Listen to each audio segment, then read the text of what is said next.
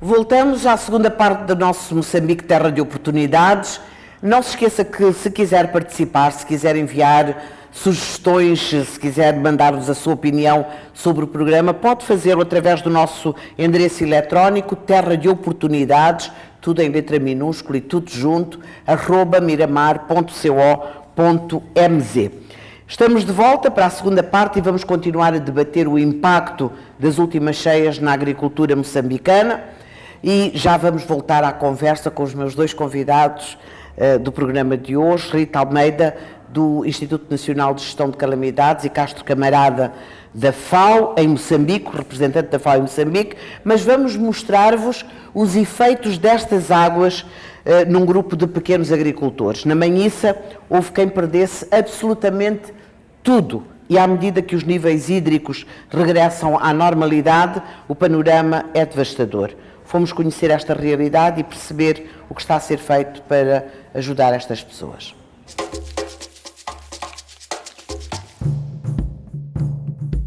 A agricultura é uma atividade que permite ao homem um contacto com a terra através dos métodos e técnicas para produzir alimentos. As cheias são fenômenos naturais provocados por precipitações com muita intensidade que normalmente têm impacto negativo na sociedade e principalmente na atividade agrícola. Quando a quantidade da chuva é exagerada, coloca em risco as culturas, desaloja e arruína os agricultores. Um exemplo recente aconteceu no distrito de Manhiça. Nós estamos sem comida, não corremos nada, utilizamos transporte para as nossas casas em canoas. A estrada estava tudo inundado, não tinha onde passar, isso era barcos. Até agora estamos parados, porque as águas, como vê, está ainda úmido, os nossos terrenos. Ninguém entrou na machamba, está à espera. Agora isto é fome.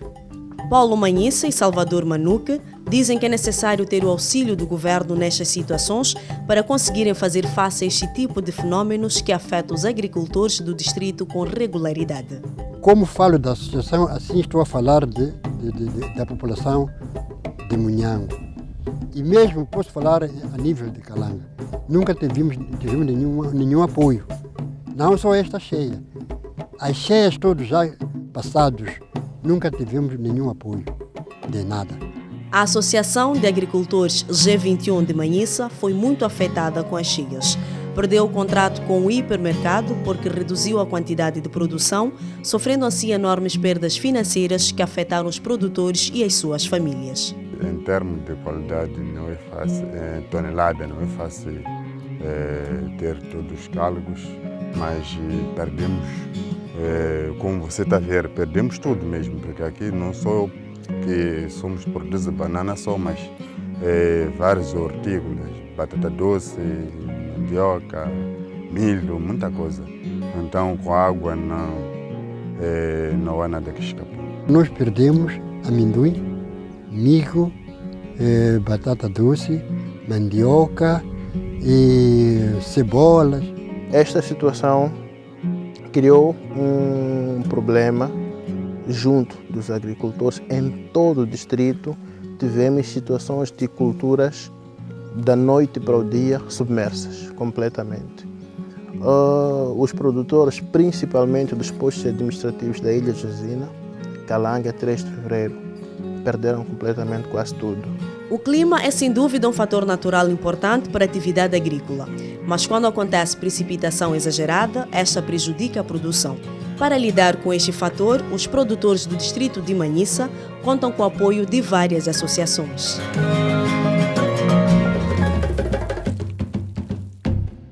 Voltamos à nossa conversa e eu não resisto a colocar-vos já uma questão. Como é que se enfrentam estes acontecimentos a nível institucional e quais são os meios disponíveis para o combate? Porque depois disto acontecer, a questão da vulnerabilidade, da prevenção e tudo o resto fica para trás, não é? É preciso responder rapidamente. Eu diria, no que concerne a FAO e o Sistema das Nações Unidas, nós, no caso da FAO, nós temos toda uma área de trabalho virada para esses aspectos. E a forma como intervimos é, digamos, em três fases. Há uma fase inicial que é, nós temos um serviço de alerta rápido, que é, digamos, para ajudar na prevenção, que é um serviço até que é global, mas que trabalha também com os países, não é? Por via de imagem satélite, de previsão de tempo, etc.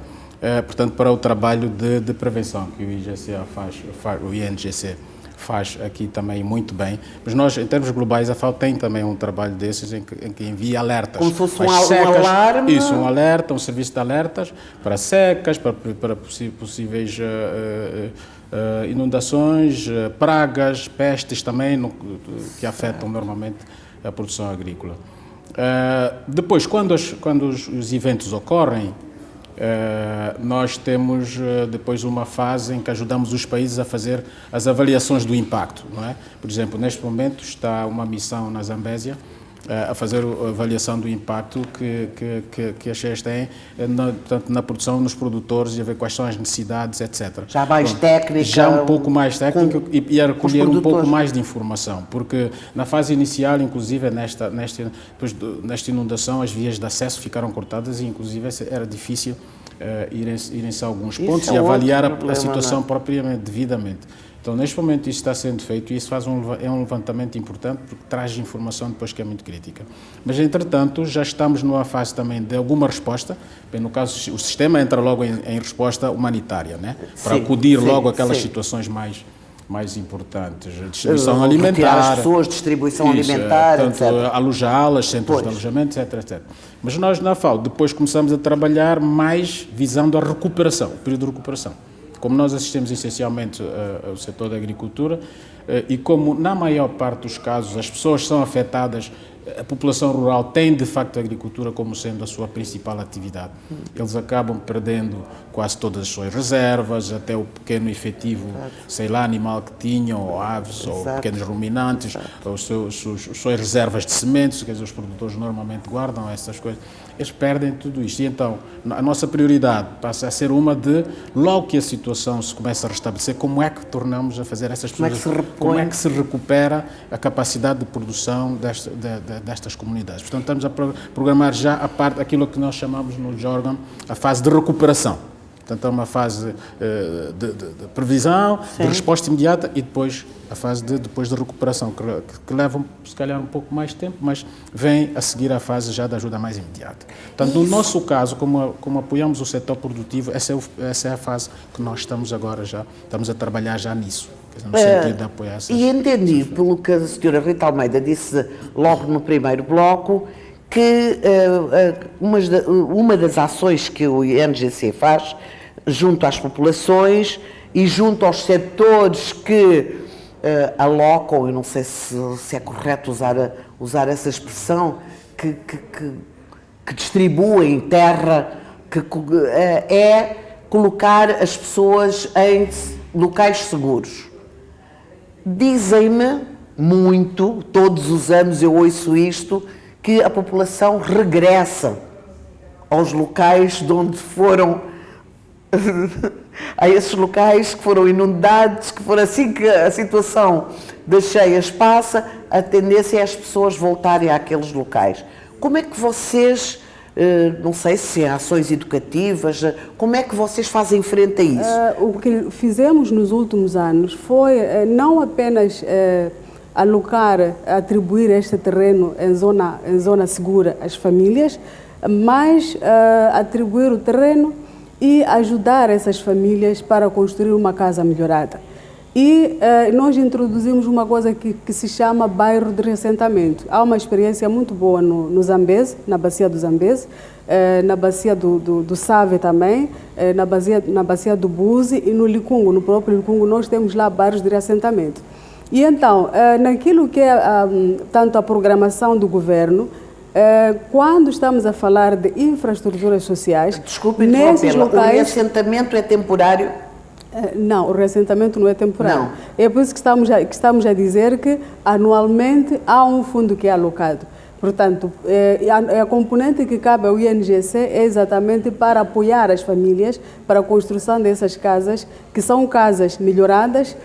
Nós apoiamos dando artesãos, portanto, alocando artesãos que ajudam para construir casas que sejam melhoradas, mais consistentes.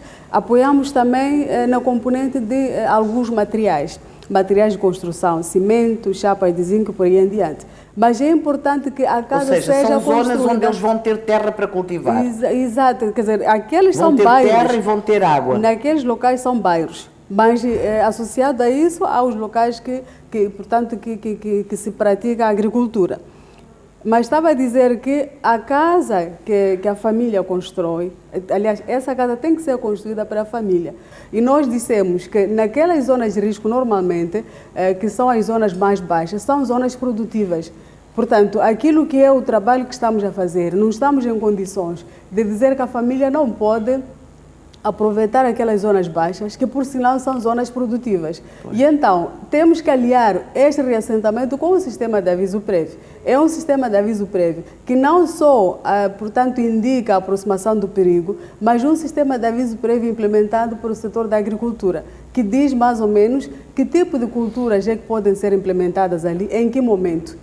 Portanto, em termos do ciclo daquelas culturas. E esse pacote de recomendações, o setor da agricultura, portanto, prepara esse pacote de recomendações e, através dos serviços distritais, então, estas recomendações vão até as comunidades. Mas o que eu queria dizer é que, neste formato de reassentamento, nós estamos a conseguir conter as famílias nas zonas seguras. Portanto, não é só dizer às famílias para não ficarem nas zonas baixas. Temos que dar alternativas, dar hipóteses, portanto, de uma condição melhor, portanto, nas zonas seguras. As cheias em Moçambique são recorrentes e os efeitos devastadores também são recorrentes. 9 bacias hidrográficas, descargas das barragens. Como é que é feita a gestão disso, dos caudais perante o aumento da precipitação nesta altura do ano? Nesta altura quer dizer de outubro. Como é que é feita a gestão? Exato. Nós temos a Direção Nacional de Águas, temos também as áreas, portanto, depois também temos a HCB, e temos um fórum que nós chamamos de Conselho Técnico de Gestão de Calamidades. Portanto, todas essas instituições de que eu falava aqui inicialmente, elas convergem neste fórum, é onde se partilha esta informação. Para o caso da Direção Nacional de Águas, eles são especialistas, eles têm, portanto, lá os modelos que correm, têm os contactos que fazem portanto, com os países demontantes e trazem-nos esta informação. Quando portanto, há uma descarga, significa que houve um plano, um programa de descargas. E esse plano de descargas é partilhado a nível do Conselho Técnico com antecedência. Portanto, esta informação toda, o monitoreio que é feito pela Direção Nacional de Águas e as áreas, é partilhado de maneiras que, a partir daquele momento, nós pegamos aquela informação e partilhamos com as comunidades, para dizer mais ou menos o que é que poderá acontecer. Mas eu queria dizer uma outra coisa. Depois do intervalo. Paramos Sim, por favor. Dar uma chega. Eu acho que um aspecto, para além desta coordenação nacional, acho que para o caso de Moçambique, por causa da situação que tem, e por estar ajusante de vários cursos de água, há uma componente de coordenação internacional que acho que talvez é também importante, porque em alguns desses cursos existem albufeiras, não só na parte de Moçambique, como dos outros países. De modo que, normalmente, para a gestão desse tipo de bacias, são precisos também acordos entre estes países, a Zâmbia, a África do Sul, Malau, etc., os países na região, não é? Para, de facto, haver uma coordenação. E existem? E isso, enfim, são coisas... Existem? Presumo que sim. São respeitados? Claro que são. Okay. Claro que são. Ótimo. Não só em termos dos protocolos oficiais que nós temos, os memorandos, como também contactos que a própria Direção Nacional de Águas, portanto, os técnicos que estão lá, eles têm esta possibilidade de receber a informação. Hoje em dia, as tecnologias de informação estão muito avançadas. E então está muito facilitado, portanto, receber esta informação, dar o tratamento que se dá e emitirmos os avisos que nós passamos pela imprensa, pegamos esses avisos, usamos também as rádios comunitárias, estamos a trabalhar muito com as rádios comunitárias e esta informação deixa até a base. Depois do intervalo continuamos a nossa conversa, vamos parar por aqui um pouco o debate, mas voltamos já a seguir com muito mais questões e respostas para os efeitos das chuvas em Moçambique. Conte-nos a sua história, se foi afetado pelas cheias ou tem uma opinião acerca das medidas preventivas para os próximos anos. Deixe-nos a sua mensagem em terradeoportunidades@miramar.co.mz. Até já. Do outro lado do mundo, veio um alimento que ajuda a nutrir Moçambique. Saiba mais sobre os benefícios e o uso da batata doce no nosso Minuto Nutrição. Não perca!